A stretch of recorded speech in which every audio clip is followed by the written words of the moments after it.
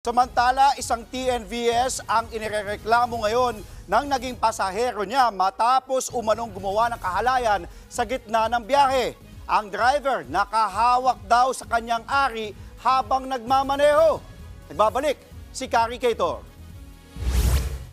Biyernes nang mag-post sa social media ang isang estudyante para ireklamo ang sinakyan niyang Grab car.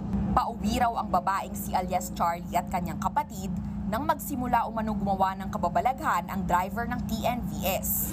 Pagsakay pa lang daw nila, hinihingal na ang driver at isang kamay lang daw ang nasa manibela. Nang kumprontahin ito, humingi raw ng paumanhin. Kalaunan, bumaba na rin daw ang dalawang sakay ng Grab bago pa makarating sa paroroonan. Pero sa isang pahayag, itinanggi ng mismong driver ang paratang ng estudyante. Matindi raw ang respeto niya sa mga kababaihan dahil may asawa at anak siya, kaya hindi raw niya gagawin ng anyay karumal-tumal na gawain. Paliwanag pa ng driver, katatapos niya lang maghapunan nang sumakay ang magkapatid sa sasakyan niya. Overweight daw siya, may hika at high blood kaya siya hinihingal habang bumabiyahe. Pinabulaanan din ng driver ang umano'y paghingi niya ng paumanhin nang kumprontahin siya ng pasahero. Mapapatunayan daw yan ng audio protect recording ng Grab. Naiintindihan niya rin daw kung iba ang dating ng kanyang hingal, pero wala raw siyang ginawang kahalayan sa biyahe. Dagdag pa ng lalaki, handa siyang harapin ang pasahero at kanyang magulang kung kinakailangan.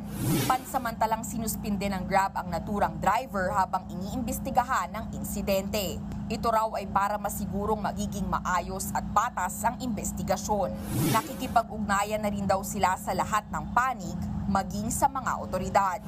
Sinusubukan naman ng News 5 na kunin ang komento ng estudyante hinggil sa mga pahayag ng tsuper. Nagbabalita mula sa Frontline, Kari Cator, News 5. Mga kapatid, Andre Felix po. Iba na ang may alam at may pakialam sa panahon ngayon. Para sa tuloy-tuloy na balitaan sa Frontline kahit weekend, mag-follow at subscribe sa social media pages ng News 5.